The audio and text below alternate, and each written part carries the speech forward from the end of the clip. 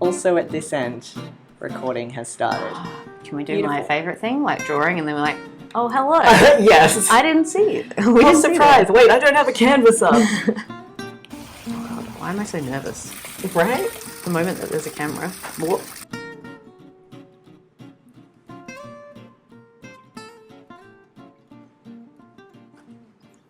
Hello. Hello. Welcome to Gina's house. I'm Gina, the house. Yeah, I'm Briar. I drove here. It's excellent. Yeah. We're here to talk to each other about comics. About comics. And we're going to sit here and draw, have a bit of a chat, And yeah, have a good time. where is here, Gina? Here is Ghana Land, or Adelaide, and we're specifically in the Ascot Park area of Adelaide, which is about 20 minutes out of the CBD. Yeah. If you ever want to come here. It's a lovely area. If you ever want to come to here, the address is no. I came here from Mildura on Lachi and Barkinji country. Ooh. It's one of those, like, across the river is Barkinji country, but Yeah, right. on my side, on the Mildura side, Yeah. is Lachi. And Mildura is like on the border of like state borders as well, right? Close-ish. It's Right. the biggest town before the border in the top Yep. corner of Victoria. Yep. So But you're closer to Adelaide than Melbourne. Yeah. very much. Yeah, it was easier to get here than it would be to get to Melbourne. Yeah, right. It took 2 hours less, actually, Yes. even with getting the car booked. Yes, Briar, the expert driver. Adventurer. You're an adventurer. You need to have these kind of stories because otherwise it's a boring trip. This is whenever I need to do my order, buy a comic about the time I got bogged. Yeah. You're ready to go. You've got the content. It had drama. It had more mud than you'd expect. And a happy ending. And a happy ending. Yeah. And a lot of splinters? Yeah, I've still got splinters in some of my most important fingers. Oh no. Not the important fingers. Yeah, like tiny little ones. So again, this is just part of my life now. It's something about living in Mildura is like I'm splinter prone.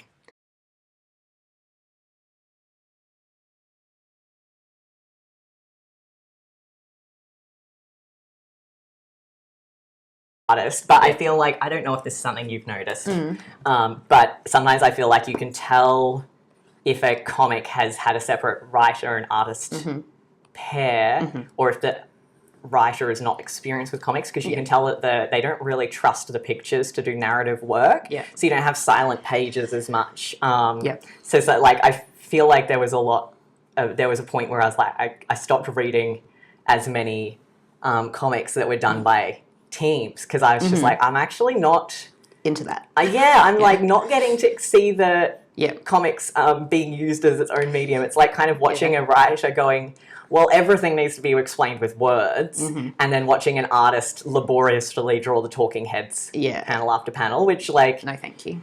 You know, people are free to do whatever they like. I've done a lot of talking heads in my time. I've done That's a lot how of you talking learn. heads. That's how you, and it's also like it's essential to an extent, but like when you can tell when like you've got a character saying like, oh, how jolly gee, Billiam, you look sad today, and it's just like you could, and it's just like I think you don't need to have everything verbally. Totally. In fact, it makes much better comics if you don't.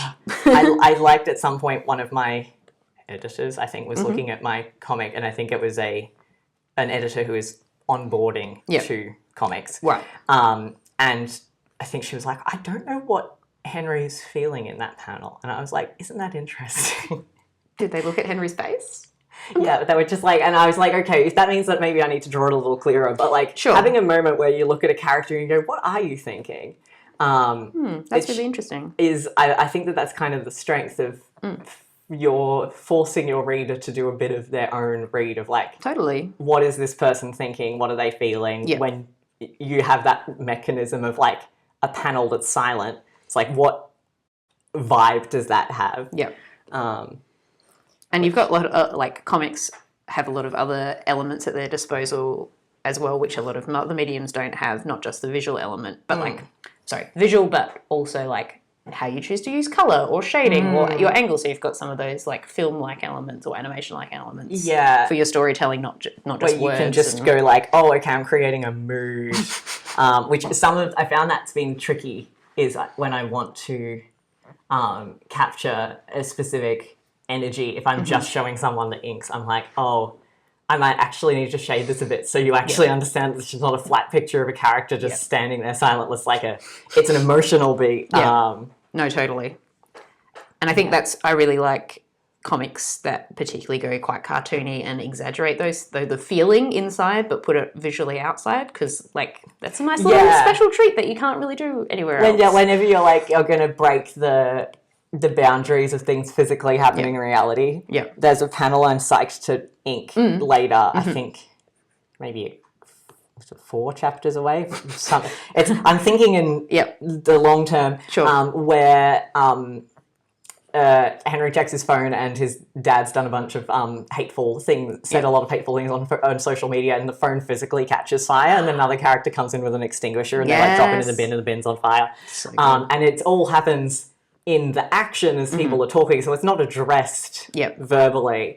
And I'm just like, every time I get to draw that, I'm just like, that sort of silly thing, I'm like, this is the most fun. This is what it's actually all about. Do you think that you have a lot of visual, like those like visual jokes that add a little flavor, a little bit of spice to your story that don't necessarily, like if you didn't have them, it wouldn't have been like that?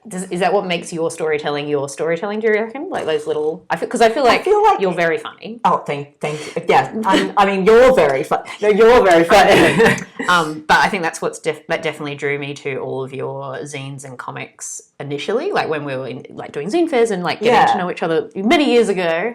And in fact, this is one of my little notes, is like zines to books. Ooh, zines to books, because we both did the zine fair stuff, and then became graphic novelists, which is the fancy term for big zines. Yeah, big zines, fair enough. Big comics. Zines that take forever. I think, because I remember you talking about how when you first transitioned from the zine or the mini comic to the like graphic novel. Yeah. Like, I think you were talking about how you had like the first 24 pages were hyper compressed. Yeah. And then like page 25, you were like, oh wait. I figured it out now.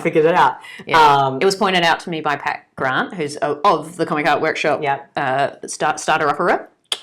And yeah, he was like, this first 24 pages, so like you've just made a mini comic. This is how you do mini comics, and then from here, for like effectively like a chapter 2 style sort of things. Like from here, you're like, oh no, you've got space, you can do things, and you like the pacing was really different, and I was like, and you can, once he pointed it out, I could see it, and I was like, oh yeah, which it both was like satisfying that I'd kind of found the rhythm of the bigger format, but also really sad looking back at it in some ways. Like, I don't know how you feel about looking at earlier stuff, but I feel like the early things are always like more interesting paneling, like because you're trying because you're trying to squish lots of things in. Yeah. So like, how can you, a bit more like problem solver is like, okay, I need to get lots of information across. How can I get this all in here? Whereas when you've got a lot of space, there's still those problem solving things for all comic making. Especially once you've hit the edits and you're like, I have to compress back again. Yeah.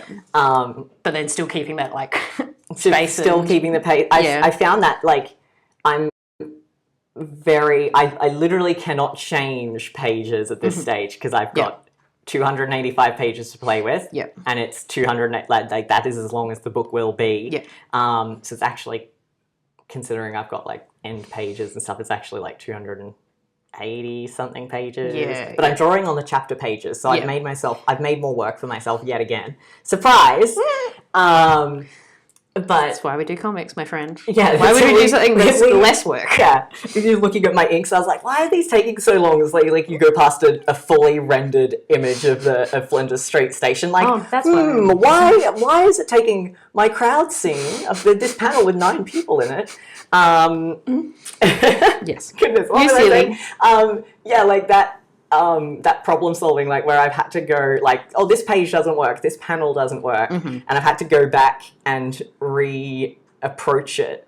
Some of those have ended up being my more favorite pages because I've had to problem solve in the moment of inking functionally and gone like, oh, this doesn't read, or like this is 2 characters exchanging dialogue. But that pacing is like, to an extent, I feel like, I know I can't change the count of my pages, but if I could just have like an extra 10 pages to add silence. Yeah. Oh boy. That was a big thing that I had to cut out of mine the original version before it got picked up by a publisher. And just as an aside, we should probably tell the good viewers what our books are about and who we are. What are we working on? Yeah. Should we do that first and then get into it? Let's do that. Do you want to go first, or should I? I will go first because mine's furthest away. Yeah, great. So I'm working on a young adult, to older young adult. Was it new adult? New adult, but that's a marketing term we don't use in Australia. So it's like new adult. Shh. It's young adult. My character's a university age, but one of them's 19, so it's technically that they're teenagers. Oh, is that how? Right. And there's a flashback to school. So it's okay. So it's okay. Great. But so it's an older young adult queer romantic comedy set during the marriage equality debate in 2017, which just perfect material for a rom-com, the most funny of romantic settings. And so that was supposed... I just touched my microphone. Rude. That was supposed to come out in September this year. I'm hoping I will have finished most of my inks by September this year for release in September 2026. Yeah. It really depends on how much my wrist survives and how much I kick my own ass. So we'll see. Yep. All my limbs are crossed. That's the thing about comics as well. Is like when you start the longer form comics, it's such an endurance sport. Yes, definitely. Marathon versus sprinting. The mini comic is, because I was like, everyone tells me comics will take forever. That's fine, because I'm obviously a prodigy genius who can work super fast. Yeah. No, I can work super fast to finish a mini comic. Yeah. Because if I ink 24 pages in 2.5 days and I have fucked my wrist at the end, it doesn't matter because it's done. Yeah. Whereas if I do that with this, it's I've got another 24 pages and 100 and whatever pages. And the mini comics things of being like, if that character has the wonkiest potato hand of all time, it doesn't matter. Whereas now I'm like, oh god, that's going in print for forever. Yeah. I have to make sure that hand's perfect. No, totally. Big perfection issues, problems here. Yes. Yeah. You speak the truth, my friend. Yes. Similarly, I feel like we had fairly similar zine to book journeys. Yeah. But with the difference being my book, so my is in middle grade, so there's a little bit of a different marketing angles and things. Yeah. But we still have those similar having to shape a book that we are very passionate and care about into the and then deal with coping with publishers going here we love it, however this is how marketing works. And this is something if we're going to publish it at this sort of bigger level, we need to think about, unfortunately. Because we've both got book deals that have got America involved.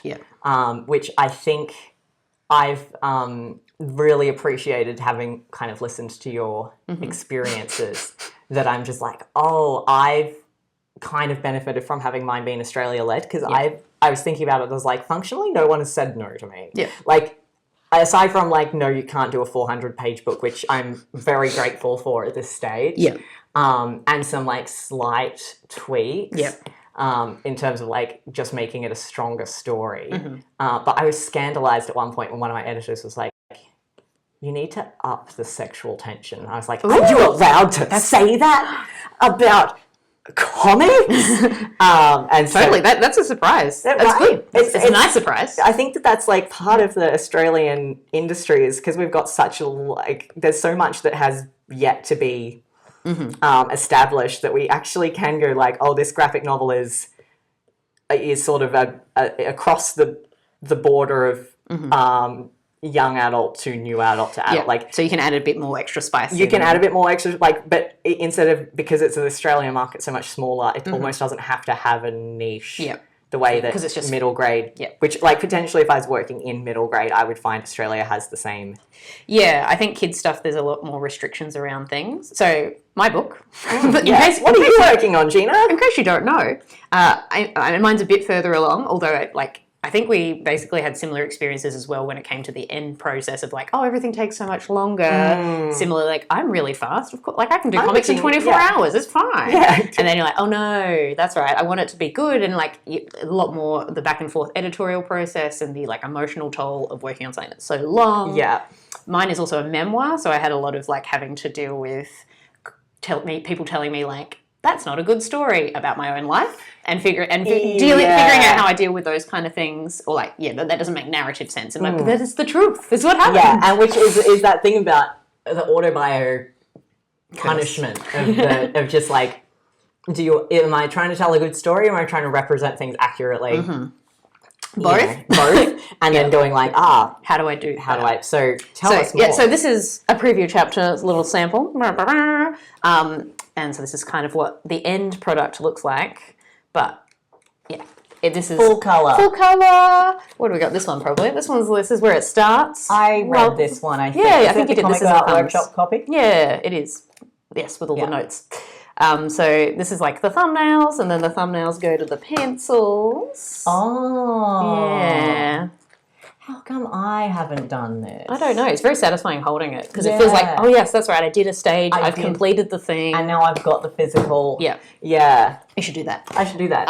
So my book is actually, still haven't. I'm very not good at focusing. Sorry. That's okay. I'm very distracting. In a pleasant way. So that's good. Oh, thank you.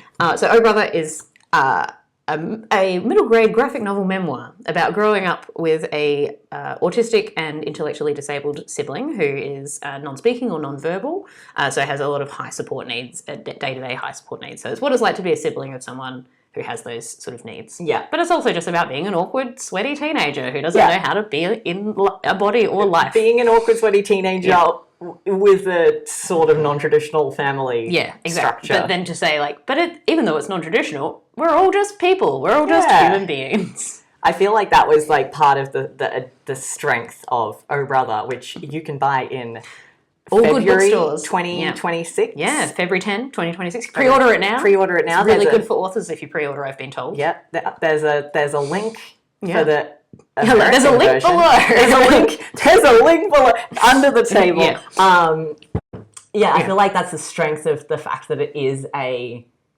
IRL narrative. Like you've had to change some elements to make it narratively flow, but the fact that you don't, this is not a story about like the magical cure to communicating with a non-verbal sibling. Like, it's not a story where at the end everyone claps and you're like, oh, my brother is cured. Like, anyway, it's just... yes, I don't like those stories. I don't like those stories. But, like, I think that's part of the strength is, like, I don't know, maybe that's part of the ambiguity of comics that appeals to me as well, is you've got that, the ending is so much of...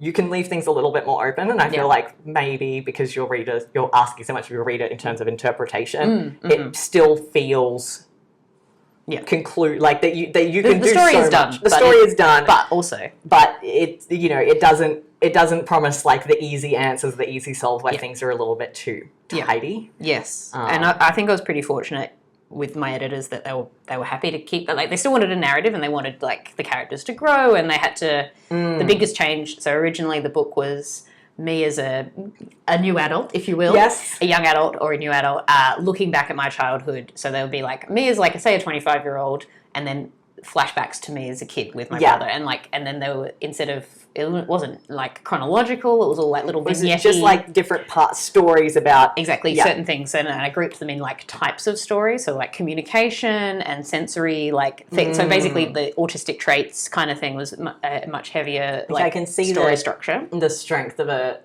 narrative like that, like, because that's something I found the most educational about working on my book is trying to impose story structure is like, it turns out it's actually really hard.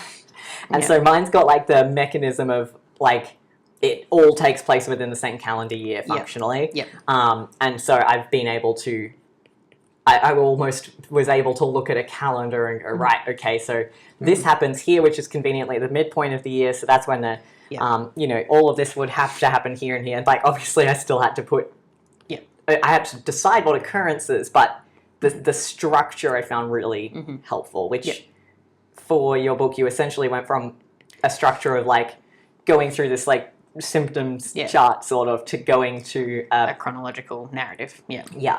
And so it became, and it had to be, again, from the marketing middle grade point of view, specifically, like I think both marketing areas of the US and Australia, but US definitely has a lot, like more hard and fast rules. Yeah. So like my character had to be 12 or under because it's for middle grade, and then the moment they're 13 that goes into the teen bracket, and Barnes & Noble, if the main character's 13, apparently like might put it in the teen section so it won't sell as well. Wow. And I was very, very clearly told that like my art style is for middle grade only, like teens won't want to read something that looks so colourful and bright, and I'm like, okay, cool. Okay. And that was not just the publisher that it eventually got picked up by, but it was like consistently with every editor publisher that I sort of talked to. I was like, that's an interesting thing. It's a little demoralizing. Yeah. I found like, I think even the choice of the height of my book. So like, we were having the conversation of like, is your book a C format or a trimmed C format? Which is like the difference between like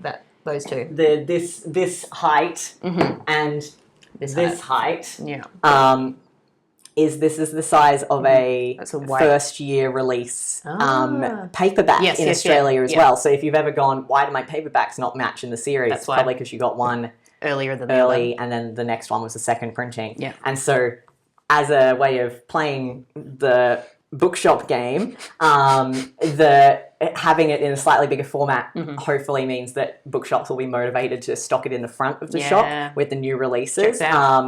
Rather than it going to graphic novel hell in the kids section up the back. Yeah. Particularly for yours. Particularly for mine, which is like because of the... Can I reach this? Oh, no, you can just... you did it! Yeah. Magic. Yeah, because the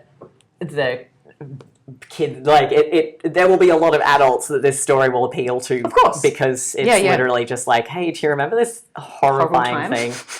It's fucked up. I have talked to so many people. Like, I've got friends who are a few years younger than me, like who were like, oh yeah, I didn't really pay a lot of attention to the postal vote because it, like I was like in early high school and I was just like, the fact that my book is historical fiction is something already, it's just like, it's a thing I say when I want to do psychic damage to people often. It's just like, wow. That shouldn't be allowed. My goodness, I have kids. So I work with a lot of, like when I'm not making comics, I also teach comics, running workshops with young people. And I have a lot of kids who, when I chat about the book and like how, you know, like I like to remind them, it's like because I feel like comics often breeds a lot of perfectionism. So to help them, and for myself, but also to help them, like I'm a perfectionist and I had to learn how to like be okay with making mistakes and knowing that things take a long time. Yes. And so like having the time-lapse replay, because I did my whole book on Procreate so I can do the time-lapse replay of the thing. So it shows you how long it took me to draw a page. And they love making me little bets. Like, oh, it took 8 hours. Oh, no, it's going to take 6 hours and 56 minutes. And I'm like, okay. And then they do it. And afterwards, like, so that's just one page. And there's 280 pages. And a lot of them will go, what? Once you say a number over 100 for pages to a primary school audience, it's just like, whoa. Yeah. When we did the squish book classes, I was like, so 280 pages. My book was not quite as old as some of the kids we were teaching, but like... Yes, I have kids tell me like, oh yes, I was born after you started working on this book. And I'm like... my book would be in primary school this year. Like, it's... but it's cost me a lot less than a real child. Yeah, that's true. Which is nice. And it might even earn you some money. Ideally. I think that that perfectionism is something that's like, especially with my inks, is just destroying me. Yeah, because you've moved to digital. We both, I think, have moved to digital more for this kind of stuff. Yeah, because I was doing mini comics with a fine liner on an A4 page. The best kind. The best kind. Which... Definitely the moment that I went, I'm going to do a graphic novel, I was like, cool, I'm not going to do that setup. Although sometimes I think if I did another, like if I keep going, I want to do a physical thing. Something, but I might have to maybe make it a hone little my shorter. stuff on something shorter. Yeah. Because I do understand that there's like, in terms of scale of mistake that I'm able to make digitally, and like it not being the end of the world, it's like quite a different game. Yeah, I think as much as I love traditional media, and I appreciate it when anyone does it themselves. Like, oh, I'll love those comics for sure. Yeah. But yeah, like what is it, that butterfly one? Is it Monarch? yeah, Jonathan Case. Yeah, the one that's like full watercolor. Like it's very good and disgusting and great. I haven't even read it. I just learned that it's fully watercolor, and it's just like you can even see something like the pencil, because it's all traditional, so you can see the scans in the So there's a level of like, it's almost too vulnerable, where I'm like, oh, having people see my pencils is like, that's a lot. I don't know. But yeah, like, I mean, currently I am finding the right angle in the SketchUp house that I have built.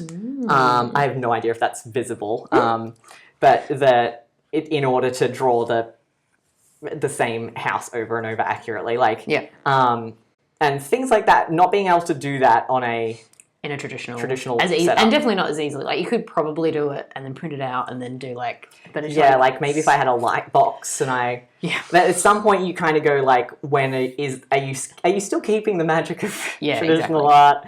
But yeah, like the digital flow is easier in terms of like, if I want to take a photo of a car and put it in, I can just do that whenever I like.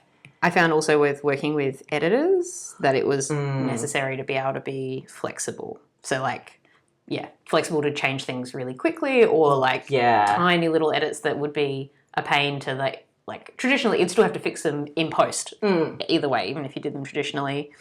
And same with like letter setting, like for the typesetting for your speech bubbles and things like that. I found when I was having publisher conversations initially, when we were trying to sell a book, that people were quite concerned. Like, one of the questions I got was like, are you working traditionally or are you working digitally? And like, people seemed a little surprised when I was working digitally, but were also kind of grateful, because I guess from working with picture book illustrators and stuff, they were like, oh, it takes, because like that was quite a strange thing about working with traditional publishers, is they're not necessarily fluent in comics, but they understand, but they're very fluent in illustrations. And I was like, that was quite nice, because I've had a lot of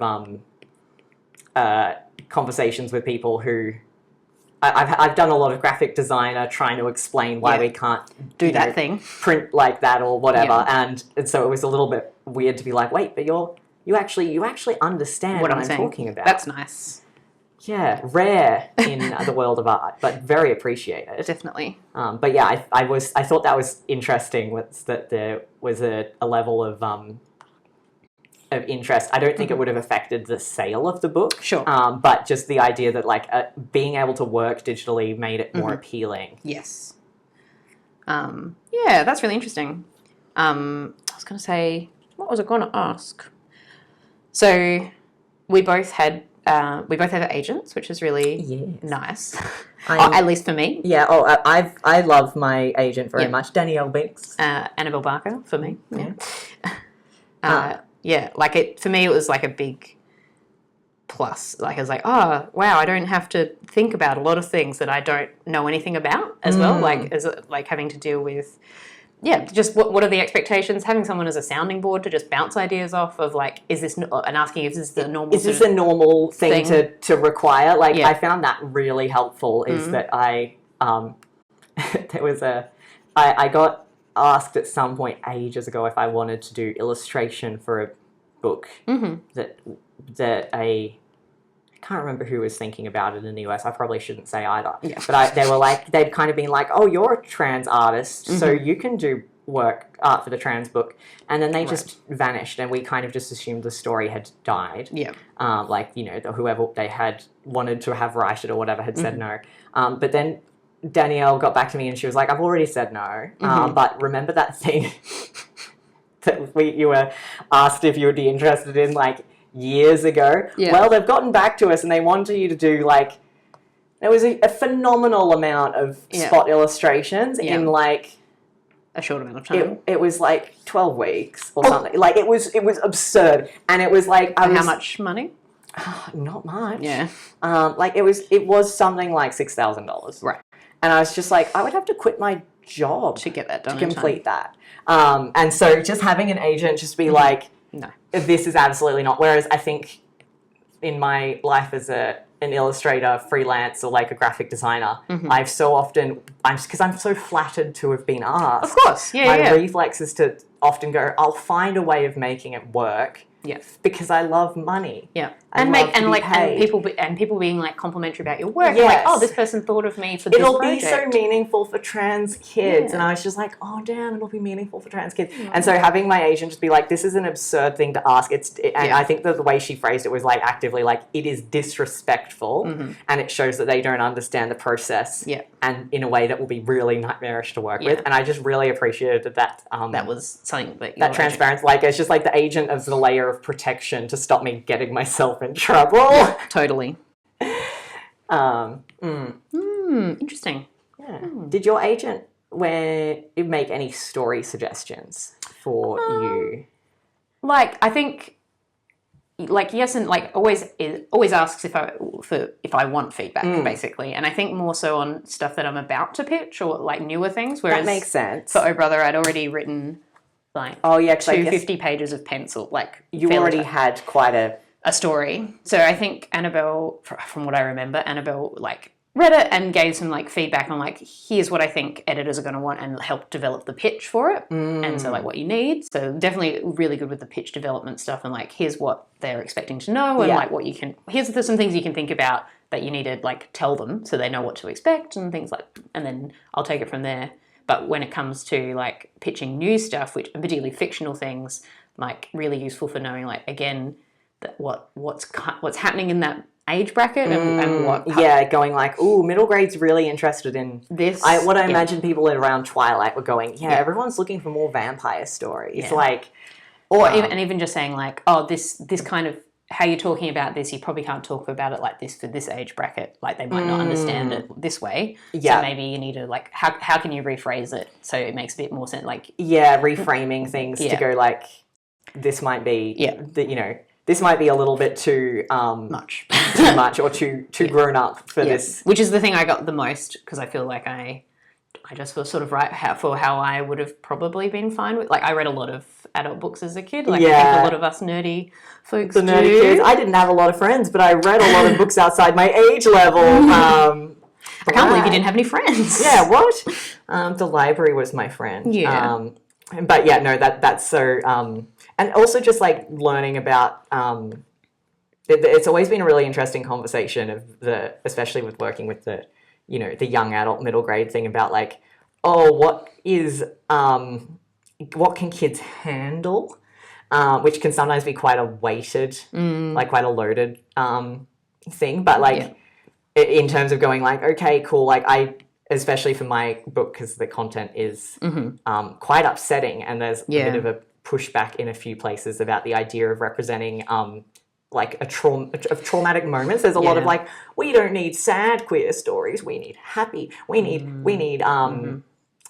there's particular, like, we need wholesome stories, like, which are literally like, I understand the appeal of like, world where nothing bad happens, I get it, but there's also a level of like, there's a lot of adults telling teens that they can't handle when bad things happen. It's just like, but they obviously are, because bad things happen to like all the time. And so I found that like that's been a really interesting thing, is like the sort of dialogue that happens in book like reader communities is really can sometimes be really quite critical about like what you're allowed to represent, and like if something is too traumatic or whatever. But the conversations that I've been having with my with publishing teams and with other creators has been a lot of like, how do you manage this? How do we, like, individual readers or like different, like, librarians or whatever will say a lot of like, we want more stories about, teens dealing with X, or like teens keep asking if we've got any books about this. But then you've also got like a very loud, loud people who write blogs and things saying like, we need, like this, it's too traumatic, it's too upsetting, we only need happy stories, and like, we need like wholesome, gooey romance. It's just like, that, it's interesting that there's an idea that it has to be either or, but... totally. And I agree. Like, one, you can have any kind of story, and you need to have lots of options for different people's different situations at different times. Different readers. Yeah, exactly. And what they need to get out of it. So, like, some people that, you know, might need a really cozy, friendly romance or anything that's just comfort food. Yeah. There's nothing wrong with comfort food, and it's really good. We all need the comfort food when we need it. Yeah. But being able to see your experience represented in a story, which are often the harder ones, because they're the things that are harder to talk about, or you don't have the supports around at the time and things like that, and seeing that represented in a story, I think is super important. And it's something that I had to like negotiate a lot with my book as well, from a slightly different, obviously, I was point of thinking view. though you would have had to. Yeah, and like a lot of things that are different now as well, like how we talk about autism and disability have changed as well, and I think the kind of supports that you get are different. Yeah. But I still think a lot of kids are probably going through similar things where like they could be afraid of their siblings because their siblings aren't able to get the support that they need. Yeah. So they're in situations where they're not, if they're not getting support. I found that like a particularly strong part of your book is that there's a lot of conversations about disability that do tend to sort of like, because of the way that marginalised people get infantilized, right? Where it's like that you sort of can move into situations where people are like, oh, if it's not flattering or if it's upsetting or if it's uncomfortable or if it if someone's being dangerous because they're just like going through it, like we're just going to cut the lens around that. Yeah. We're not going to address it. And it adds this sort of level of stress to anyone who might be going through a situation like that because they're like, oh, no one goes through this. Is it just me? Like, what are we doing wrong? Is it just wrong? me? And also, now, is it shameful that I have to admit that I'm going through it? Like, is it because my family is doing something wrong? Right. Yeah. Yeah, definitely. Particularly, like we were talking about before, like the now you are cured or like the breakthrough moment. And like, it's really great when people are able to find supports for their people. Like, you know, that's exciting and something you should celebrate. And but at the same time, like, as you said, that's not the end of the story. Like, the story keeps going and people develop and need different things. And part of the feeling like there is because I think sometimes you read a story and you go, that is the story. Like, because I've got a poisoned brain, I'll read like the cheapest paranormal romance on the Apple bookstore or something, and I'll be like, ooh, I think we're about due for the end of the second act mandatory breakup. Ooh. And so I'll start like identifying from a broad, like if on a good day I can sit down and I can, if the story is, if the narrative is being plotted to the Hollywood, this is how you plot it kind of beats, I can watch an opening scene and go like, I know how this ends. Like, and it's not, that sounds like a brag. It makes me just so difficult to watch movies with. But like, I think that sometimes you will read a book and you go like, oh, this is what's going to happen. Every beat fell into place exactly how I thought. Nothing, and it sort of feels a little insincere to an extent. Whereas having those open ends of like, you don't know, this could go either way. Like, you know, like the way you tie up the important loose ends, but you don't necessarily solve every problem. I feel like because publishing is a market, we get very hung up on the idea that we should actually be telling like the perfect story, like the plot. We should follow a formula. You know, we do need the 3 acts and the yada yada yada, and like rule of threes. Rule of threes. But like, you know, whether or not you then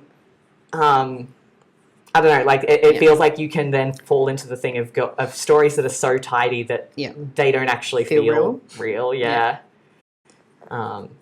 Which big thing for me was I've had a few conversations about like, oh, is it reasonable to depict homophobia? And I was like, that's the idea that I can't depict something that is so fundamental to being alive. Like, I've never talked to a queer person who hasn't had to encounter at least some form. It, like, to the point where it's like, it's just part. It's like saying, like, I don't want people to have to encounter puddles on their walk to school. It's just like, well, unfortunately, because we live in a world where rain falls from the sky, we would like not everyone to go to school with wet shoes, but sometimes that's going to happen. Like, and so, like, which, you know, sounds a little bit fatalistic maybe, but in terms of me being like, well, it's so strange to be told that this is like something that my audience might not be able to handle or that my audience isn't interested in. Whereas maybe part of the thing is saying, like, if this happens to you, not only are you not the first person it's happened to, but, like, it does not define your ongoing experience. Like, just because you had a moment where something bad happened, like, that is not actually going to prove... that's not going to make or break you in the way that, like, it might feel like it will. Which I feel like both of our stories in a way are like, hey, does your family sometimes feel a little bit messy compared to families on television? That's allowed. It's totally a thing. Don't worry about it. It's totally a thing, which, I found now I'm thinking about, you know, what my next book will be once I finish my inks. I'm doing a lot of, like, like, I keep getting into the brain poison of, like, but can I represent that? And it's like... some of it maybe not, but like the question of like just going like, well, maybe that's, you know, especially because I think we both are using humor to an extent to cope with and times. to diffuse. Like, I'm being quite intentional with some of my joke placement where I'm like, and I had to go back and edit some out because I was like, I've actually let the tension off too much. I need to double down, but like being very conscious about plotting so that my reader has moments of going, oh, that's really shit. But, you know, if the scene ends on a joke, then they get to relax a little bit.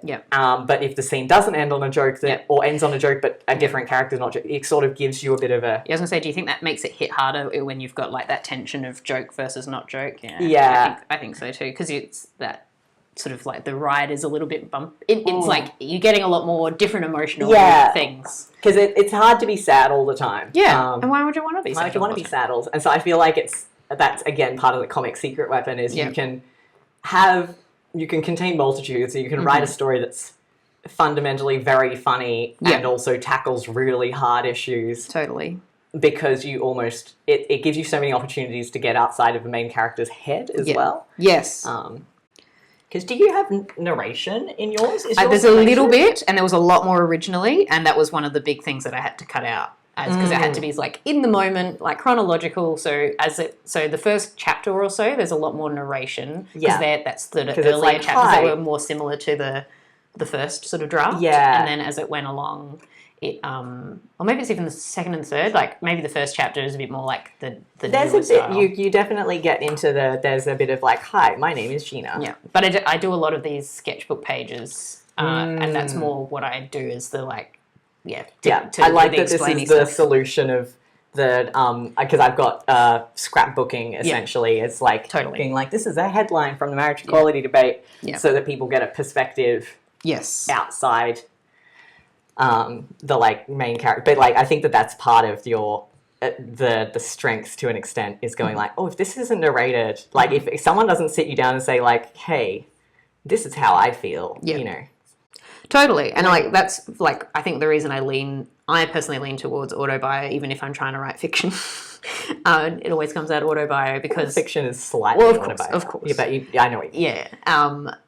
And like I just it's how I process the world. A lot for me, comics is definitely the like, this thing feels this way, but when I say it in words out loud, like out, it's like this doesn't make any sense to anyone else. But when I can like visualize it and draw it and show the inside feelings outward really helps. I think there's a bit in a very late confrontation in my book where Henry's mum is saying something that she's saying it in because I really wanted to represent the thing where like a family member is saying something that sounds nice but is deeply hostile and like kind of trying to balance the way of like you can be nice in a way that's like really dehumanizing or really threatening and so like I've got her saying some like very harmless sounding things and then having her leaning on a booth that as it pulls out it says conversion therapy over the top with big flashing lights. Excellent.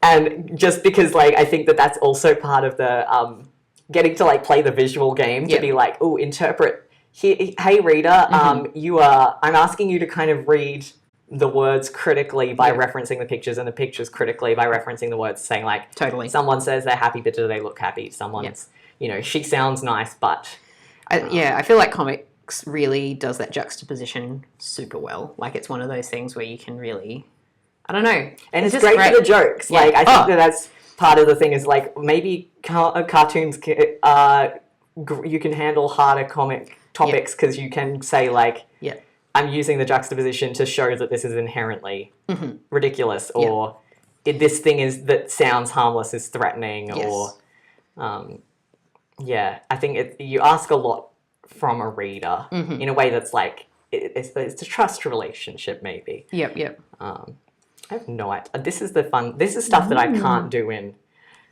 traditional media. So I've applied a perspective thing. I've used a screenshot of this bedroom. Excellent. And I've just learned that the way I've put my the bedside table doesn't go exactly where I thought it would. What a fun adventure. How interesting. Yeah. But I think things like this, I'm like, there's so much potential time saving if I don't get too in my head about perfectionism. And I've been thinking a lot about because I love to have a sense of place, and I think, like, because you've got a childhood home in Oh Brother where it's like, oh, I feel the childhood home. The Australian suburbs childhood home is like, I appreciate it. I appreciate that. So good. And so I like part of that going like, how do I maintain a consistent sense of place is like going like, oh, okay, I need to make sure that like I've drawn floor plans for a lot of my major buildings, and I've modelled bits where I'm like, oh, characters will return to here, so I need to know how the furniture's laid out. Just to save time when I want to draw a background, or if I want to draw a bed with slats on it, like now, if I can get them evenly spaced. You fool. I know, absolute. This is one of those things where I'm like, why does it take so long? I can't imagine why. I've instituted all these time-saving things that have helped me make things hard. Do you, so your comic will be black and white with a spot, beautiful apricot colour. Apricot. Whereas mine's full colour, which I think is the difference between a lot of like middle grade versus young adult, new adult books. But because of that, I was able to use, because I use the Simpsons method of like location, which is like, it's all pretty similar. Like you can tell that it's the whichever place it is. I use a lot of colours. Like, to be like the school has these colours. Exactly. So the school's all cool colours, like blues and greys and greens, and then the houses is all like warm colours, like oranges, and then like Rob's room's always pink because that's his favourite colour, and mine's a sort of a yellowy colour because you can't. Like I use a lot of colour coordination to like get the vibe of things, which I think was really helpful because the Simpsons method, as far as I understand it, is like, this house hasn't got a floor plan that makes any sense because you got to use it. You got to like, there's bedrooms upstairs and the lounge room's downstairs, but other than that, like as you move characters around the space, which I have found like because I have to sometimes set camera angles and stuff where there's a wall, so I've got a lot of I've learned that I need to, if I've modelled something, I will have to have walls that I can like shrink down so I can get a good the right angle. And thankfully, a lot of the locations I'm like, because I know the book so well, and I've got a lot of information about backgrounds that is in my head and not on the page per panel. I can go like, I don't think I have to draw this one from this angle ever again. Nice. Like I never have to draw Henry's bathroom again. I don't think so. I'm kind of safe now to say if I've broken that model, that's fine. So I'll be. Yeah. There's definitely times when, and it was like, it's mostly fine. And I think, again, like that's the comic shorthand and like some editors that I've worked with, because I've worked with lots of different editors and copy editors and proofreaders. Much more than I have at this stage. Yeah. So like mine came in I was mostly Australia led for the first couple of years. And then in the last bit, it's been the US has taken over to do the sort of final edits and particularly US passes on things. Yeah. So I had to fight for a few Australian things initially, like keeping Vegemite instead of changing it to peanut butter, which I kept. So important. Yep. But then later it became more about the text and things like that. But we had editors that have experience in comics who understand like comics shorthand. So it's like you don't need to draw a background every time, or if the background is slightly different or doesn't draw every single detail, but you've already drawn it that page or in that scene, like people know it's fine. Like they're going to take 10 seconds at most to read a page, you know. And it's so handy. Like heartbreaking, of course, whenever you're like, oh wow, I have spent you know, I've spent 7 years on this book and I just watched someone read that chapter in like 15 minutes. I've taken these like pencil ones to my workshops. Oh, and yes, one of my students, with your target audience. With my target audience, and one of my students who is delightful and a fantastic comics maker in his own right. But he just sat down for one session, which is an hour long, and he read the whole book in that hour. And I was like, and he's like, I really loved it. It's like, great. I'm so happy. I was happy. It was like, very nice. Crying. And like, I'm so glad you liked it. And also, oh no, comics. I do like to sometimes reassure myself that like people will probably go back and read something more than once. Yeah, I think particularly kids. Because looking back at, all of our favourite rereads. Exactly. You know. And like, I'm hoping that there's enough that I've put in the art that there's things that people can look at, and like when they read through it again, that they'll get, you know, something they missed the first time, like looked at a different emotion or a different like background thing, or like notice I've put this little fun little detail in, little foreshadowings and things. Exactly, the stuff that is way harder to do in a mini comic. I'll be honest, like, exactly. Things that the graphic novel length lets you. Yes. Yeah. So I'm hoping people will enjoy it. Yeah, I think it's a very. Just because it's so fun to look at your panels. I hope so. Thank you. But I think that there's a lot of... My goodness, my panels got me in trouble because, not like, they look pretty standard, right? But then I do have a lot of this, like, speech bubbles coming out of panels. Because I want to, like... What about your margins, Gina? I know, exactly. And, like, characters coming out of the panel, just to annoy everybody. And it gets even worse as it goes further along because there's, like, more emotional scenes and, like, everyone's just breaking out of everything. And now, we're gonna frame it like an art student here. It's because it's about your characters breaking out of the boundaries that have been imposed on them. Yeah, exactly. By the horrible author. Yes, there's about like characters fighting back against me. I think that's like that's something that I really enjoy as I'm starting to get more familiar with comics, as I keep drawing comics. The Sisyphean task of pushing the comics boulder up the hill is that just going like, there's so many ways to use this format. Yeah. To break this format. Totally. And that's the fun bit. Like once you know how it works and the things you can play around with are really, I find them so fascinating. And I love seeing how different people do different things and tackle those tasks. Because it can be not boring, but like it can be like pretty straightforward to read. Very monotonous when people are like, this is my comics grid of my 6 panels per page. I was a little bit worried about that because I do have a fairly gridded one for this book, mostly because I'm working in a younger audience. And great, you need to teach them to read to an extent. Yeah, and I also want it to be for people that don't read comics normally, so they don't necessarily know the structure. So it needs to be like really clear at Dragon. Like you start at the top and you work your way down and try not to have any speech bubbles that are like possibly the wrong. That was. Did you find you forgot how to sketch for a bit? Because I've been inking for so long, I've forgotten how to sketch. I definitely I think we've talked about this before. Like I forgot how to think about comics making. Like it was like as in like making new stories and coming out with new things, and that was it's really just like, scary. Where do ideas come from? I've never had one. I think that was really scary because it's like, I can draw, right? Like, I know I can draw. I've been drawing every day for hours on end. Yeah, and then you sit down and you go, time to draw, and you go... I have nothing. I've got nothing left. And even though I know I have lots of ideas, and it took I think it was similar. Like, it took a few weeks, and now I can think of ideas, and I can sketch and draw characters again, like, for fun. Yeah, it's been taking me... it's taken me a long time, and I think part of that was because being an artist means a slightly stressful life in terms of where does the money come from. So I think that so much of me was going like, I will never have an idea again. Yeah. Has the well run dry?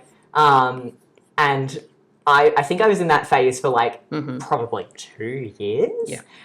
My job made me redundant in April, and this month I've started going, ooh, what if that could be interesting. And I'm starting to mash the plasticine together again. No. And I'm just like, it's actually kind of bonkers how much space that my stressful day job was taking up. Yeah. But yeah, it's that I think that's once you've entered the world of knowing how the book market works, I do think it also makes because there was a point where I was like, oh, I've got a cool idea, and then I'd go, it will never sell, and then I'd immediately drop it. And rather than going like, oh, okay, well, maybe I will just keep thinking about it. It doesn't have to be a full-length graphic novel.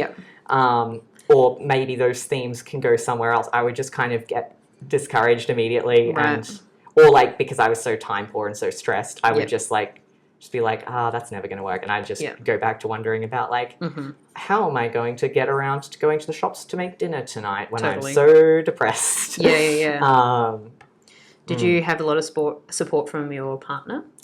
Yes, but I also tend to go, I should not lean on them. I was doing a lot. I did therapy right before I drove up here, and I was just like, I tend to say like, I tend to underestimate the importance of taking time on my book if there's something else that needs to be done. Partially because at the moment my partner is the primary income earner.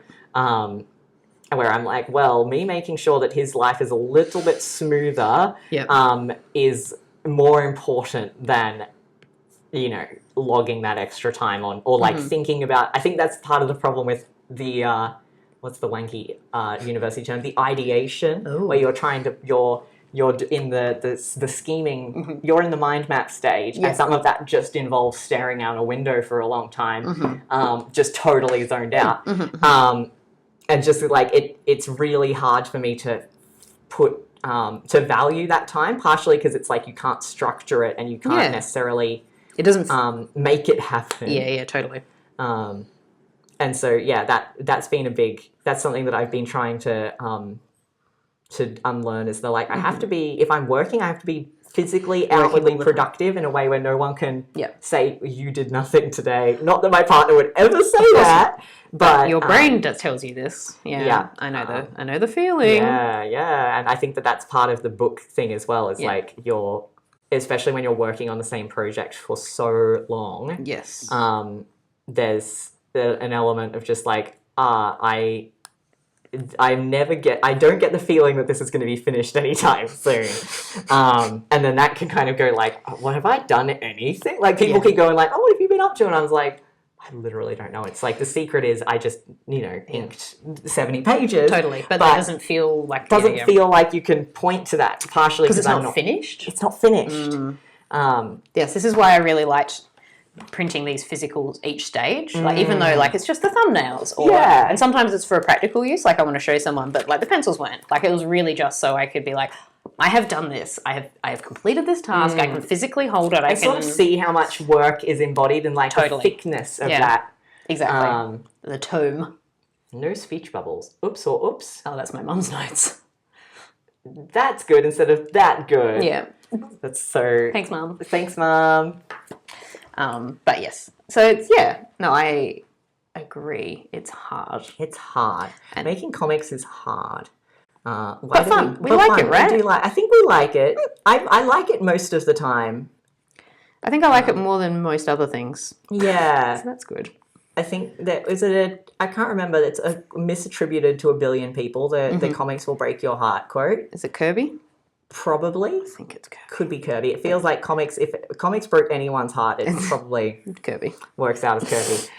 But I am just like, no, for me, it's comics will kick your ass. It's much more aggressive. Yeah. What does an Australian PowerPoint look like? Do they go down, or do they... They're sad, yes. They're sad. They're sad. Thank you. That's the one. I always forget if they're sad. I had one of my notes from a proofreader editor on PowerPoint was like, what is this? They just didn't know what a Australian PowerPoint looked like. I'm like, is it a sync? And I'm like, oh, no. Admittedly, this is why I know that they're sad, is because I had drawn it happy. And it's like, so it's fair enough. Like, look, I'm not going to give them complete... And but I'd fixed it in the inks, and they were looking at the pencils. Yeah, and I was like, yes, yes. No, it's not a sync. That's the funniest thing I think I found, where I'm like, the amount of like making a space feel lived in, that just drawing the like PowerPoint on the wall or the sync, or I don't know. And I think that's the part of the thing of like, I don't have infinite time to work on the book. Even though I'm sometimes acting like I do, and I'm overworking it to an extent. But just going like, some of the stuff where I'm like adding that extra that the texture. I'm doing the texture gesture. The texture of a lived-in space is something that I'm like, oh, that's the juicy stuff. Like, I really want to do more work in terms of like the amount of storytelling that just where a person lives can do. Yep. And especially like something that this book does a lot of is like when you go to Henry's parents' house, it's a very different feel. And it's to the share house. Like the furniture is all very uniform. Yep. The building is like, I've tried to go for like a very 90s style building rather than like a, 1940s, 50s, like weatherboard share house vibe. Like just to make everything feel a little bit more rigid. Like with your cool colours on the school and stuff, to just be like, this is a place where a character is less comfortable. And you kind of understand that because it's not as fun to look at almost. Totally. Yeah, I really love those little visual, like little spices, little spice of life. Just adds a bit more texture and development to the story that you wouldn't necessarily actively know that it's there, but you can feel it when you're reading it. Yeah. You can kind of get the vibe, this is this sort of person because the room is messy. Or like... Exactly. And I think that's like... That's I think often, because when I was younger, I was like, I'm going to be an author. Like, I was very much... I didn't think comics was a job you could do, of course. And so... it is, kids. And still, I don't technically know if comics is a job you can do, but you can. You can do it. You can do it. You might not live, but you can do it. Yeah, you can do it on and off. And so, like, I think that's been a big thing is like going like, the stuff that prose can't do. Where like, especially at some point, someone suggested like, oh, why you don't have any narration for your comic? And I was like, well, that's because I want the reader to put in the work to figure out what Henry is thinking and feeling. Like, actually, I'm making that their job. And just like by doing things like, there's environmental clues. There's totally. Yeah. Which prose is not going to tell you about PowerPoints. Which like is one of those like, is that good? Is that actually bad? Like, the PowerPoints are more time to draw, and it takes a lot longer to draw than to write. I love a PowerPoint. But I don't know why. I just like it, particularly because I guess it sets it in. It's a little thing that sets it in that Australian. It sets place. it in a reality as well. Like, exactly. I feel like because I feel like I've watched. When you read a comic where you go, I don't know physically where this is located. Like, where is Garfield's bed in the house? It's on a bench. I guess it's on a bench, but is it on a kitchen bed? Like, what's? He lives in an ethereal plane. He does. Yeah. And so like that's the. I feel like that's part of the thing is going like, okay, if I want people to feel like my characters are living, then it's like, I need to make sure I draw some dirty mugs in the sink. Like, yeah, exactly. Yeah. But that's also sometimes it's just like, oh geez, I can't. At some point I had to decide what Cooper had on their bookshelves, and I was like, I've not ever been the sort of person who's like, I've got a chart that tells me what every character's birthday and favourite colour is, and I was just like, geez, what would Cooper have on their bookshelves? What did you decide? Well, a huge deal. I went with books. Yep. But at some point I was like, I will draw a Nintendo Switch. I will draw I think I did a little elephant bookend and all of this stuff where I was like, this is stuff that I didn't, like, until you get what's in the background of this character's out. And maybe now in the future when I'm doing character design, I'll be like, because I've done a lot of like, what does this character, I've assigned them a sort of fashion look so that when I go, how am I dressing this character in this scene? I can go like, I need to go log on to whatever, to whatever clothing shop or whatever and go like, okay, maybe this sort of jacket, that kind of dress cut, so that everyone's not in my default, which is like a tank top and jeans. I mean, nothing wrong with the tank top and jeans. Nothing wrong with it, but if every character wears it, then there's something wrong with it. There's something wrong with it. And so, like that's been very helpful. I'm just like, I might need to do that for spaces as well. Or I'm like, this character's got this sort of, Electra dresses in things that you would find at Dangerfield, and her room has stuff like this in it. Yeah, I can imagine that. Exactly, yeah. I think when I was looking watching you read some of the inks, I was like, oh, I gave her cat ear headphones. I forgot I did Yeah. that. Of course I was like, course good I did. work, me. I don't remember making that decision, but I did a good thing. yeah, that was good. How to keep sane while working on the book. I feel like I don't know how have you done it? I don't know yet. I need that. What's your wisdom for me as someone who's gone through it. Yeah. To someone who's going through it. I tried really so like these Lego flowers here, like having little things that are feel like I'm productive, but and like because like making a visual thing at the end. So like I took up crochet, doing something that's completely different to comics. Jigsaw puzzles are really good. So like there's an end goal. Yeah. And by crochet, I was just doing like granny squares to just practice it. And now I can do that by myself and I can read patterns a little bit and I'm making blankets and things, which is kind of fun. That worked for me, but at the same time, I was also just really tired. And I just was like, I just gotta eat and sleep and then do some drawing. Yeah. What was I think yesterday I learned that you love a murder television. I do love a is murder that show. how you got, because part of the thing I get is I will go, I need to sit down at my desk and then I go, I need to do a mountain of dishes. Yeah. And I need to get everything ready to sit at my desk. Yeah. And that's a brain poison that can take up way more of my day than I'd like. Yeah. So I'm like, how did you manipulate yourself into sitting down at your desk? So I love a timer. I've got my watch timer and I do it in blocks of 30 minutes. That was really helpful for me, or an hour. Like once I got into it, I was like, I can do an hour of stuff. I can watch shows at the same time as inking, particularly ones I've already seen. So for me, Star Trek, it's not a mystery, but like it's like a radio play. I can just listen to it. I know it quite well. And the period of time for like 2 episodes is a pretty good drawing time with a bit of moving around. And similar with other murder shows, like Murder, She Wrote was a very popular one. Anything where it's like, I don't really need to pay attention. They're going to wrap it up nicely for me. They don't trust their visuals, so they're going to verbally explain a lot of what's going on. Yeah.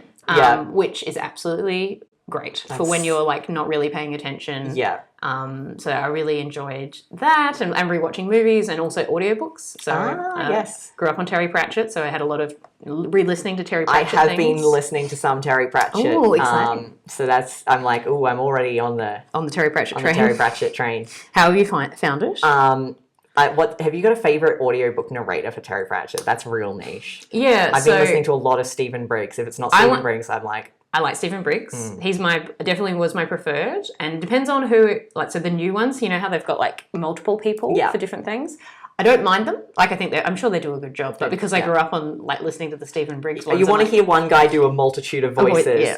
He can do posh Scottish. He sure can. He can do gruff man 1 and 2. Like you know, as like you explore it's got all the voices. Range. Yeah, it's got all the voices. I think I really like him for the watch ones. Yes. So I think he does Vimes the best. Yeah. I'm sorry for John Coleshaw, who does all the Vimes books in the new one. And I like John Coleshaw. I think he's very talented. Okay. Yeah. But I'm just like, Stephen Briggs is my Vimes. That checks out. Yeah. Sometimes I feel like it's about having the piece of the you're just like, I need something that's not going to disrupt the flow. Yes. Yeah. I've been watching a lot of speed runs. Ooh. Because I've never been much of a gamer, a hashtag gamer, but I am fascinated by the culture of just doing a game very quickly. Yeah. And especially the games done quick ones are really fun, especially like they did a whole thing of Lego games, and the way that people break Lego games to go fast in Lego games is fantastic, because I like the idea of just cartoonists too, I love the idea of breaking a format. And so they've been busting out of the panel boundaries of the playable space. And so those have been quite fun. And they have made me go like, I must have a character that's a speedrunner at some point. I think that's like good juice. Yeah. But yeah, I've been otherwise listening to some audiobooks and things, but just like, at some point I'm like, I might need to just set myself I'm going to get this whole season, because having to decide how to keep my brain occupied for the next bit is also, sometimes that's too much choice, and I'll just I'll blink and I'll be doing all the dishes. Yeah, exactly. I would definitely I always had Monday as my admin day, and so Monday was when I would do all the housework that I needed to do, set up the goals for the week. It's like here's like the hour. Like I want to hit this many hours. I also did an accountability buddy email every fortnight with Meg O'Shea, the wonderful Meg O'Shea. Yes, the wonderful Meg. So I would email Meg and going, here's my goals for the week. Here's how many things I did. Here's what I achieved, and what I achieved in the last fortnight, and blah, blah, blah, blah. And that was really helpful. That's even great. if it's like, I love Meg. Meg's hilarious, and it's great just being able to It's just chat nice with to her. be like, oh, my excuse to talk to Meg. Exactly. But then from a practical book point of view, just sitting and reflecting on what I had done was really interesting. Like even if it was a crappy week or fortnight and I hadn't done as much as I should have, at least I was like, that's because look at all these other things you did that fortnight. Yeah, and then also the surprise of sometimes going, it feels like I did nothing, but actually, wow, it's coming down out there. Yes. So that really handy helped. as well. Accountability buddy is very helpful, and setting up the week and knowing that day is not a book day. It is the day to set things up and get ready for it, because I think it's very easy to be distracted, and then having a space that's just the drawing space, and I go in there, I shut the door, I put on the thing. Now my work is not, because I was working at the same desk that I was doing my comic at, and I had to, especially before I got my nice arm for my tablet. Yeah, I was doing a lot of I've got to drag my Wacom physically out of the way and push, and then every time I would sit down to do my day job, and then I'd be like, cool, now it's book mode. I'd have to drag it all back, and sometimes that setup was just and it just I was like, I don't want to. I just can't. I just need to make everything as easy as possible. Yeah. For me to sit down, do the thing. And I like the idea of the admin day. I'm like, ooh, I really like that's admin kind day. of my weekends, but I think we are going to get to a point where I need to draw through the weekends. So. Yeah. I tried really hard to not work every single day, and it did not work. But I was trying in other ways. I did other clocking off of giving myself time goals of if you've done 5 hours of this, you've probably done actually more hours with all these other extra bits as well. Yeah. So 5 hours of recorded time, that's okay for today. That's okay. Yeah. It doesn't seem like a lot, but over the course of the week, you'll actually have worked 30 Quite to 40 a lot. hours because you're actually working every day. Yeah. As opposed to and that worked better for my physical ability. I couldn't draw for 8 to 10 hours a day, and but that's I could the thing that with my wrist, I'm like, ugh. But drawing less per day, but then working every day worked better for me. I think I can't remember if it's the Delilah Dirkman, Tony Cliff or not, but I think at some point I saw him or an artist that is in my mind identical to him saying as someone with ADHD, he was like, I actually do draw every day. Yeah. But he does the morning, and then the afternoon is set to do whatever. And I was like, morning is, and I always had, that's what I had to do as well. It's setting routines of I have to do drawing, I have to do half an hour of book first, because if I do half an hour of admin first, even though I think this email is super important and I need to send it right now, if I don't do my drawing first, then I'll just do admin all day. I'll get caught in it. It's so easy to get the trap of doing the task. Whereas if I start doing bookwork, because I'm really bad at switching tasks, I just keep doing bookwork. You just keep it's you use that against yourself. Yeah. That's very helpful, actually. And then if I get tired, then I can do admin in the afternoon. Or if it's to the other point of I've only done bookwork and I actually do need to write emails, knowing when your brain and body best work at a thing and what's the most important. Going actually, I'm going to use my brain time to do emails today. Exactly. That's so powerful. That's good. Yeah. And learning, so Owen, my partner, is very different to me. His brain time works much better in the afternoon, evening. Yeah. Whereas that's when my brain starts giving up. Yes. So we learning those things about how, and I'm very, very lucky that he's also a comics maker from the Comic Art Workshop also, and but very supportive and able to help with I wouldn't have got the book done without him. Yeah. Just hero. Yeah. He's an absolute hero. And even if it's just comic stuff, but also making sure that I'm eating food and that kind of thing. That seems to be quite important, is to just occasionally have someone be like, and when did you eat last? Yeah. Because I definitely have discovered I just can't draw once I get hungry enough. Yeah, but you don't realise that you're hungry. I'm just why? It's like I stopped being able to draw. Yeah. I can't understand why. I didn't do anything different. Yeah, it's just because I've been doing the same thing for 7 hours now. It's oh, wait a second. Hang on. I'm identifying a theme. Well, thank you for your tips. I'm gonna hopefully they're helpful, but use them and see what works for you. Any obviously, tips is helpful compared to the world of no tips. Yeah. So I do like seeing how other creators not just create, but figure out how their brains work to make the thing happen, because it's not just you know, you get into it because you love drawing or you love telling stories or both or Yeah. like whatever. Wherever you get into your craft or your art, you do it because you love the thing. Yeah. And then you get to the point like, oh, I love this thing, but how can I keep doing it? How can I maintain the love of the thing? Yeah, like practically, because there's a lot of admin involved in being an artist. Exactly, that you don't think about. Yeah. Have you seen the Ursula Le Guin breakdown where she's just like, after 8 p.m, she just says, I tend to be very stupid after this time and we won't talk about it. Oh, Ursula. It's so good because she was a, I think, stay-at-home mum while she was writing, or like she would be very much like, this is when I housework and clean, this is when I'm writing, and then after 8 p.m. I'm very stupid. And I was like, wow.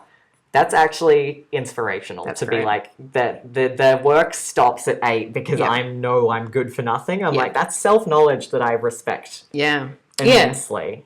And I think that's sort of what I've been able to learn over the last couple of years of just doing it. Like doing the thing, seeing what works, and having really crappy long days that don't feel good, and then some other days that feel okay, and like recording those in a diary and reflecting and looking at the patterns of like, this is what works. Like having that admin day on Monday is like the main thing I've kept because it's just so useful to like set up the week for me. Yeah, and now being out like, oh, it's like realistically cool. I now know I can estimate how long a page takes me. Yeah.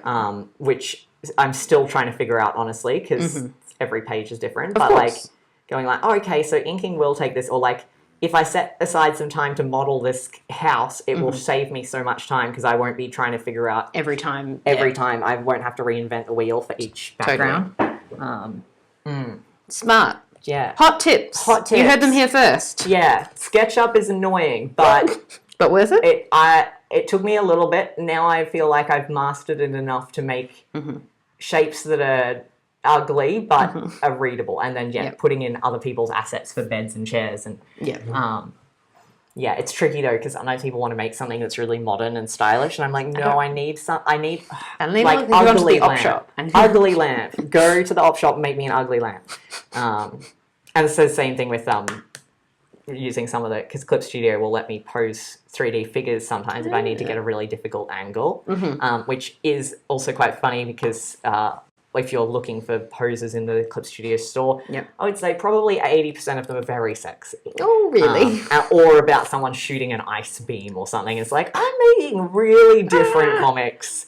I need a picture of someone picking something. Like getting into a car does not exist. Yeah. If you look for getting into a car now, there will be one pose in the store, and I made it. The store, it's for free. But there's, like, going like, okay, I can spend forever trying to pose, or I can set up my phone and I can take a photo of my arm at that angle, and, you know. Yeah. Yes, I've definitely been pressed into service a lot for his comics as well. And I feel like that is one thing I don't use as much as I probably should, which is photo reference. Yeah. I do emotional photo reference, but like posing and stuff, that's the thing that I need to remember. It's hard to, if it's not part of your workflow, but the digital thing makes it so easy. Yeah.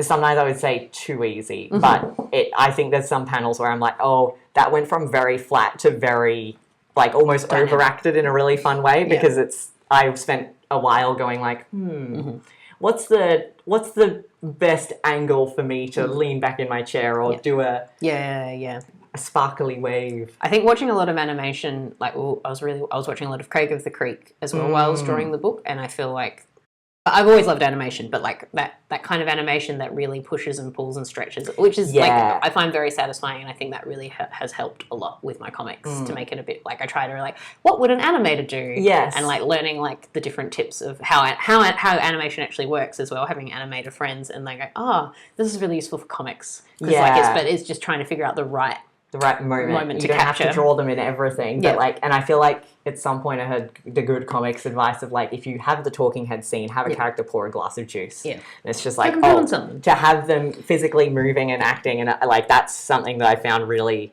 fun. Is like, because people don't just say like, well, Gina, as you know, rubbing my eye. Like right now, you're rubbing your eye. I'm moving my arms around. Yeah, like we're both drawing. Like because I feel like that's part of it. But there's so many panels where I was like, in the inking, I've been like, I really can't be asked drawing this paneling. And I was like, wide shot, draw a background element, put in a moorhen put in a like a tree, or put in a Collins Eyewitness Guide to Horses. Yeah. But like just going like, oh, which can help kind of give you that beat, or that how is that landing with a character, or make. I found it really good for ending conversations or scenes, like when a scene was moving into a next scene is ending on an image, reminding you of what the setting is. Yeah. Then we're going to the new setting. Empty coffee cups, after the start was getting coffee, like that sort of. It really not ties it up in a bow, but like just gives you like, yep, this is the sense of this moment. Sense of place, and then gives you like a bit of an understanding for like, oh, and now we've moved. Yeah. But also after you've drawn the same two people talking for, 3 pages is really nice to go, and now I'm drawing some wide shot. Yeah. I feel like if we keep talking, it's going to be a horrible thing to edit. So yeah, we should stop talking now. Should we do like what are we going to do next? Like, what are you looking forward to? Like, so Briar, you've almost finished your project. Mostly. Like you've got a bit of, but you've done all the like story heavy lifting. I've done the big lifting. You're just doing the manual labour now, which is fun in a different way and a lot of work. But what's your brain doing? Are you excited about a new project? Like, are you excited to work on a new project, or are you like, I'm going to have a break? How are you feeling? I think for a while, as we were saying, like I thought I was never going to have an idea again. Yeah. Still feel a little bit like if I think too hard, I might just like chase ideas out of my brain. Yeah. But I really, I want to do a mini comic, maybe a Riso mini comic about zombies and compost. Great. Because I feel like everyone focuses on the zombie, on the how do you kill what's already dead? And I'm like, how do you deal with a world of decomposition? Yeah. We need some industrial composting. So that's kind of where my brain is at. Exciting. And then wanting to do something probably is still pushing the limits of what you would consider young adult, but getting into like, I really like that phase of like identity formation. The characters who are in their like early 20s, like we're figuring out how to live on our own. We're negotiating like this sort of like leaving the nest, entering careers, like figuring out that. And so I want to do, probably some kind of haunted house or haunted space, like area kind of something. And you've had experience with that before? I've done it haunted. And that's the sort of thing where I've been like, I've done my haunted share house things. But I want to do it again. I want to do it again. I love haunted share house. But this will probably be a little bit more of...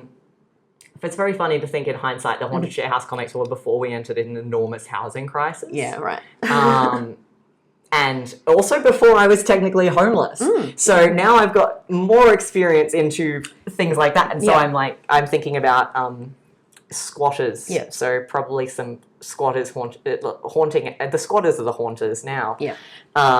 But cool. I think maybe stretching the boundaries of what age group I'm thinking, like bringing in some bigger, like not that my book was not, it's very heavy in the themes, but just like getting into a bit more of the slightly more contemporary themes about like... Yeah, cool. So how that's interesting. Juicy. I think I will see if that eventuates, but I'm just like, oh yeah, I want to get into the... But again, very space focus on like before I do too much, I will have to create 3D model a house. Yeah. Because I want to, part of the thing that I found very frustrating is I can't capture like old wallpaper texture. Like, you know, when you walk into a house and it's all like amber glass and they're like, you know, and so I want to make sure that I've got that sense of place down because I think that's a really... You're going to have to go like hunt for a house, like, you know how films, they scout for locations? You'll have to do it for I will, comic. So that will be a big thing, and then trying to figure out how to play with that space of like, I want it to be like you enter the house and it is a wilderness. Cool. It's an outside space inside. So like how you do that, that's going to be a whole thing. Sure. Yeah, that's very exciting. Yeah, so hopefully that will be something. It's nice to hear that you're still excited to make comics because I feel like that's a big thing when people I was make not excited to make comics 6 months ago. 6 months ago, like while I was working a day job. So like, thank you to the Australia Council and Creative Victoria for giving me cash money again, so that I can actually do the thing, and actually start having ideas rather than going like just living day to day and trying to that is grind. so tough. Well, from my point of view, I'm excited that as I'm a little bit further, I've definitely along. You finished your inks and your colours. It's technically like basically you can pre-order it now, as we said. Pre-order it. Yeah. So I'm at the stage where I'm now coming up with ideas to now pitch to my publishers, and I'll probably be sticking in the middle grade bracket because I think that's my writing style naturally leans to that. Although there are some elements that I would love to discover. Like I think all the things that are slightly older, I'm just going to make zines. That's the thing I found when I was working on this. Is like I just want to make zines again. Yeah. I don't have to you don't have to justify it, polish it into a shiny, beautiful thing. Like I want to be able to do both. Like I'm really proud of the book and I think it will be fine, but it was really tough because I had to make a lot of decisions, like the classic Kill the Darlings and taking out all those silent panel scenes that I love and I think are really important. They're really valuable, but they couldn't fit in this particular thing. So, and I managed to do them in a different way, but not in the way that I would have loved to have done them. So I want to keep experimenting and maybe do a little mini zine club to motivate me to make a little zine, a short zine every month and then share it with people. But from a big book point of view, I'd love to do something fiction and get away from memoir for a little bit. I'd love to do one called Tina and Tori, maybe the Tina and Tori case files, haven't figured out. And they're basically teens, preteens who solve mysteries. The first one being a Tamagotchi murder mystery, for example. Amazing. So very round the house, really want it, round the twist. Yeah. I really want it to be very Australian. And that was my experience of working with editors this time, particularly in the US, is that I'm really proud. No, I'm not necessarily proud of being Australian because there's a lot of things. Yeah, where it's am I proud? But I want my sense of place. Exactly. Yeah. I want to represent this thing and share it with other people and show how and it's not always positive, but I want to be able to have that out there. Yeah. But what I do love is our very silly suffering your jokes, that kind of phrasing. That sort of phrasing where especially I had a few points where I got corrected on dialect functionally and I was nah, I gotta keep the nah. Nah, mate. Things like that. So I really want to lean into those things and the vibe of Round the Twist where it's kind of fun and silly and weird. But then also, I mentioned Craig of the Creek, but Fillmore, there's a couple of animations that I really love where there's kids doing adult things. So Fillmore is a kid who is basically a buddy cop drama, but set in a middle school, and they're the hall monitors. And amazing. It's so good. Saturday Morning Disney, early 2000s. Highly recommend. So good. And they have the commissioner and he's always constantly drinking hot cocoa and he's trying to cut back instead of drinking coffee, and it's just and he's always so how dare you? Yeah. And he was Fillmore was a con kid and he became the police. It's oh my goodness, this is great. Just the amount you can yes, and because I feel that was sort of going okay, I'm doing a rom-com, but it is set during this historical period that was intensely traumatic, and there's something about the way that doesn't. It's so much good comedy is about putting a concept in a place that it doesn't traditionally fit. Yes. And so I'm oh yes, maybe that's what I need to really make the my weird squatter thing work is go what's the genre that doesn't work with this fit? As much? Yeah. Romance? No. I mean, there'll probably be romance because I love to write it, but also I don't know, home improvement. That would be kind of cool. Yeah, so I totally agree. So having that juxtaposition of Australian themes, kids doing weird adult things starting their own detective agency, all that, and how they talk and present, and just sort of that, just the playing with the genre in a different, So I would like it to be a series, ideally, so shorter. I really want to do something shorter, and and world building and having fun and just coming out with characters. And so another one might be the canteen and goes all healthy. So some kids set up a secret canteen where it's all the sweets, and you have to the speakeasy. Exactly. Yeah. So things like that, taking all those fun things and then make it for kids. Anyway. Yeah. So that's really how I'm just please, I want to have the kids speakeasy. Yeah. I want to have the little buttons on the lapels. Oh, totally, yeah. And there's going to be a newspaper, so there's going to the school newsletter. Yes. That's going to be and sadly at the window, just please stop talking. We're just having too good a time. We're having fun. Yeah. Yeah. So I would like to do something fun, and then. But because how publishing and marketing works, they will not expect, but a memoir is the kind of thing that, particularly in the US, once you do something, they prefer you to do a similar type of thing. And I like writing memoir. It's not the end of the world, but I definitely, like, after this, it's like, I just need to do something that doesn't matter. Like, I've had to correct people so many times being like, my book is not autobi, it's not. So I'm like fighting that with my teeth out because I'm just like, no. I've got my because I've had so many experiences that are not easily narrativized, and I'm like, if we try to put a narrative lens on this, it's gonna suck. Which is not the case for everyone, but I am also just like going like, can I fuel can I use the experience to create a totally different fiction? Yeah, that's always delicious. It's always interesting to see like people assuming that what you write is autobio. Like, obviously, I do personally write a lot of autobio, but I think depending on how you look and how people perceive you is like what they assume your books are going to be about. Or like, even if you don't, it's like, no, that's not autobio. Like, this is they not. They just assume that it is. It's just like that's no. But like, especially when you are kind of like, oh, I'm writing with my experience of regional Victoria, and just people like, oh, so this is true, right? This is true. This is you. It's like, no, just like I'm using my experience that I've had to create a fictional story. and sometimes that experience is literally like, what does the PowerPoint look like in Australia? Like the amber color guide, like creating a location. Like I realized it was so cool to get to draw magpies. Yeah. Like, and to draw... I love them so much. Like gum trees and, like, corrugated iron and things where it's just like, oh, like, I have read brush fences. I draw a lot of brush fences. I don't know if you have fences. We do have some of them, but they're not as common. Huge. Yeah. But, like, I think that's also part of it is going, like, okay, I don't want to stay too linked to where I grew up. Or, like, and so just going, like, okay, what's... essentially like tapping Australiana so that I can also critique Australiana. Just being like, okay, what is the, but what is it like to read a book where the characters, instead of sitting down to eat some Hostess TM Twinkies, they sit down and have some Anzac biscuits? Like, I have a whole scene where the two friends go to the shops and get like all like TikToks and Tina wafers and shapes and like all these different things. Originally, they were going to have iced coffees, which is the drink of South Australia. However, censored by the American elites who won't let the children drink coffee. Yeah, so instead, milkshakes, which is fine. But it's an interesting thing. It's those things. That thing of being like, that's such a normal part of my life, but can I depict it? Yeah.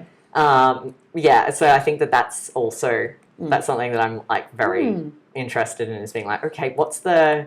like, where's that, where do you find the story in the very mundane thing? And, like, how do you make it interesting without just being like, this is my slice of life? Yeah. Because I think I love genre and I love jokes. Yeah. So the idea of telling a story that is all serious or, like, is very... doesn't have the cutaway moments of the reality breaking stuff. Like, I'm just like, ooh, no, I can't do it. And I think, like, you were talking about how, like, you were saying, like, how can I take this thing and mix it with a genre that doesn't work? I think you just do that naturally because you, like, even if it is a slice of lifey type thing, you always have those reality breaks and you have those jokes and you do love genre, so you bring them into your slice of lifey. It's like kind of like the kids doing the cop drama. Totally. Is like, you are right, like characters in the world, like if your characters are real people, they also interact in a world with genres and conventions, and they know that they're, to an extent, you're playing to that. Which is interesting. I know. That's part of the fun of the visual medium is delicious. Well, it's been lovely chatting with you, Briar. I feel like we've got to stop, otherwise we're going to have a hell of a job to edit. But it's always lovely doing business with you. Shake my Procreate glove. It's got a it's really microfiber. Yeah, that's a good idea because I squeak my hand.